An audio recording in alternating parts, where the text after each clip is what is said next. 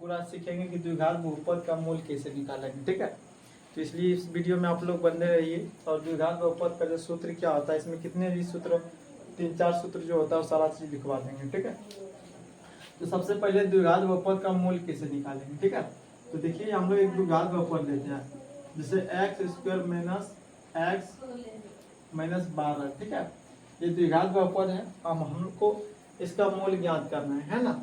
एक चीज आपको याद रखना, कभी कभी पूछ देगा कि मूल ज्ञात करें, और कभी कभी पूछ देता है कि शून्य ज्ञात करें। ठीक है, मूल, शून्य या हल। फिर आप द्विघात बहुपद को हल कर, है ना, हल निकाले, शून्य निकाले या मूल निकाले, तो ये तीनों दोस्तों एक ही चीज होता है ना।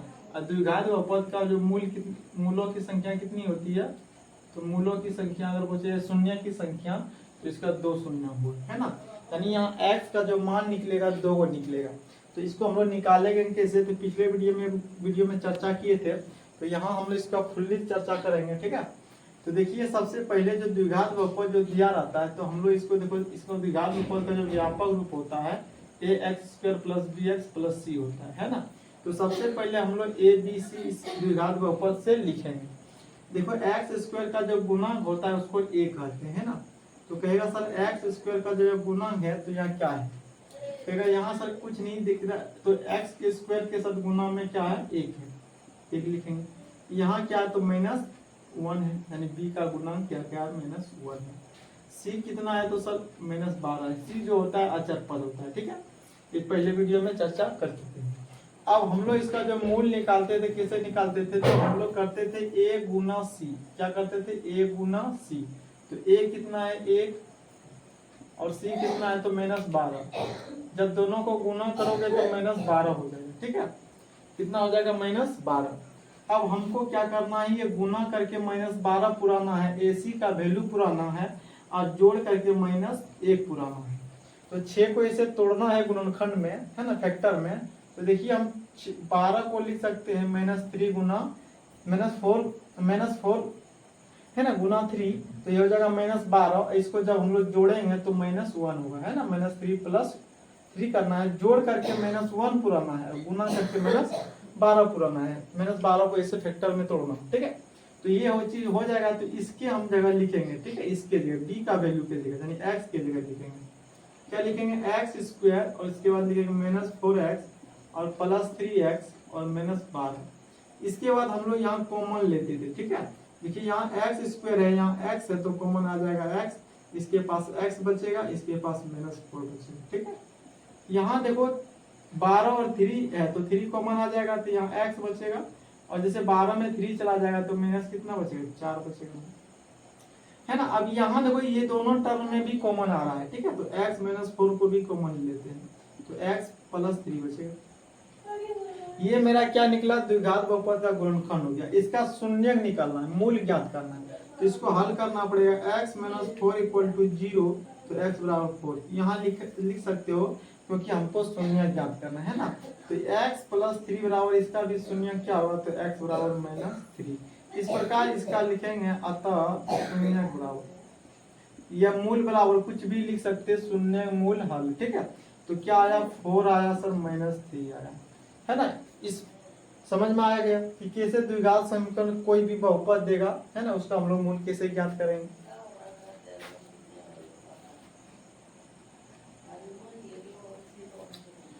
है ना, अब यहाँ समझ में आ गया। अब देखिए हम एक दो सूत्र का प्रतिपादन करेंगे, आप लोग को बहुत याद होना जरूरी है। ठीक है, इसको मिटा दीजिएगा। देखिए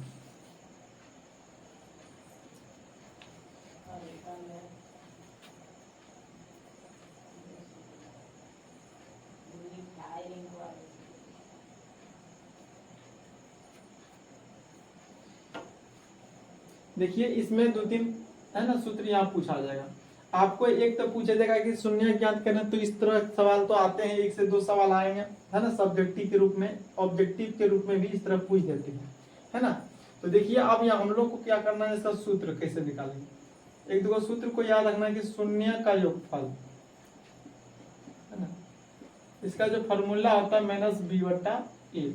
ठीक है, शून्य का योगफल फॉर्मूला याद रखना क्या होता है, -b/a होता है। किसका, द्विघात बहुपद का। ठीक है, देखिए आपको शून्य जो दिया है, अगर इसका योगफल कीजिएगा तो जैसे 4 और -3 का योगफल कीजिएगा तो अभी +1 होगा, ठीक है। तो यहाँ अगर हम इसका निकालेंगे कि शून्य का योगफल, इसको शॉर्ट में कहते हैं अल्फा प्लस बीटा बराबर -b/a, ठीक है। तो देखो शून्य का योगफल इस बहुपद को दे देगा, आपको कहेगा शून्य का योगफल ज्ञात करें, तो बिना शून्य निकाले हम लोग इसका योगफल ज्ञात कर लेंगे। किसके मदद से? तो b और a की मदद से। और b a क्या होता है तो हमको इसमें पता है। तो b का वैल्यू कितना लिखोगे तो -1, या माइनस पहले से है तो -1, और a का वैल्यू कितना लिखोगे 1, तो माइनस माइनस प्लस यानी 1 और 1/1 यानी 1 होगा। तो शून्य का योगफल कितना हो गया? 1 होगा। अब यहाँ भी अगर जोड़ोगे तो यानी 4 और -3 को जोड़ोगे तो इसका भी वैल्यू कितना आएगा दोस्तों? 1 आएगा, ठीक है। तो आपको शून्य निकाल करके योगफल नहीं ज्ञात करना है, आपको फॉर्मूला की मदद से भी इसका योगफल ज्ञात कर लेना है ना, -b/a। तो इसको आप लोग को याद रखना है। एक फॉर्मूला आप लोग को याद रखना है कि शून्य का गुणनफल, अब ये गुना कर देना है। गुणनफल इसके फॉर्मूला क्या होगा सर? इसका फॉर्मूला होता है c/a, इसको बोलते हैं अल्फा इंटू बीटा, c/a। कहेगा c/a सर, यहाँ से हम लोग बिना इसका शून्य निकाले इसका गुणनफल ज्ञात कर सकते हैं। तो कहेगा c कितना है सर? c तो -12 है। कहेगा सर a कितना है? तो a का वैल्यू 1 है, तो ये क्या हो जाएगा? -12। तो यहाँ अगर आप गुना करोगे 4 गुना -3 तो ये हो जाएगा 12। तो इस प्रकार हमको यहाँ भी जांच भी कर ली है कि शून्य का जब गुणनफल पूछेगा बिना निकाले शून्य का तो इसका फॉर्मूला लगाना है c/a, योगफल पूछे तो -b/a। तो ये दो फॉर्मूला आप लोग को कन्फर्म याद रख लेना है, क्योंकि इससे ऑब्जेक्टिव के क्वेश्चन में पूछे जाते हैं, ठीक है। ये चीज याद हो गया।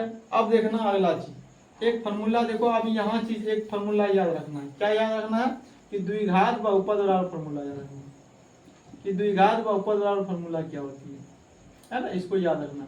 x² minus alpha plus beta into x alpha into beta, है ना। देख लीजिए आप लोग को ये समझ में आ जाएगा, ठीक है। सबसे पहले यहाँ दिया है क्या? x², तो x² लिखेंगे। देखिए अगर आपको पूछ देगा कि शून्य दिया रहेगा, शून्य का योगफल दिया रहेगा और गुणनफल दिया रहेगा, पूछेगा द्विघात बहुपद क्या है, तो इस फॉर्मूला पर बैठाना है। तो यहाँ अल्फा प्लस बीटा यहाँ योगफल दिया है, हमको पहले इसका योगफल निकालना होगा, ठीक है। तो पहले क्या निकालना होगा? इसको पहले योगफल यानी अल्फा प्लस बीटा। तो अल्फा बटा अगर शून्य तो दिया रहेगा, तो जैसे ये 4 और -3 दिया रहेगा, तो हम लोग लिखेंगे अल्फा कितना है? 4 और प्लस -3, तो हो गया 4 -3 हो गया कितना सर? 1। अल्फा इंटू बीटा निकालना होगा, तो अल्फा इंटू बीटा यानी 4 गुना -3 हो गया सर -12। अब इस शून्य से हम लोग शून्य का योगफल गुणनफल निकाल के फॉर्मूला पर बैठा देना है, ठीक है। तो हम लोग यहाँ लिखेंगे क्या? द्विघात बहुपद। द्विघात बहुपद बराबर क्या हो जाएगा? x² minus alpha plus beta plus alpha into beta, ठीक है।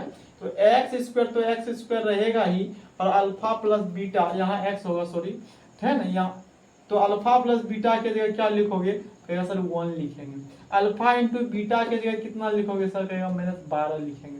तो इसको थोड़ा हल कर लोगे तो क्या होगा? x² अब -1 x हो जाएगा यहाँ, अब -12। तो इस प्रकार हमको द्विघात बहुपद प्राप्त हो गया, है ना। आपको कभी कभी द्विघात बहुपद से शून्य पूछेगा, कभी शून्य से द्विघात बहुपद ही पूछेगा। शून्य ये दिया रहेगा, कहेगा द्विघात बहुपद ज्ञात करो, तो इस प्रकार आप लोग को ज्ञात कर लेना है। और दो को जो बतवे किए कि शून्य का योगफल कैसे ज्ञात करना और उसका गुणनफल, है ना। तो अगर आप लोग को वीडियो समझ में आए होंगे तो नेक्स्ट वीडियो में नेक्स्ट सवाल को लेकर आएंगे। तो मिलते हैं। जय हिंद, जय भारत।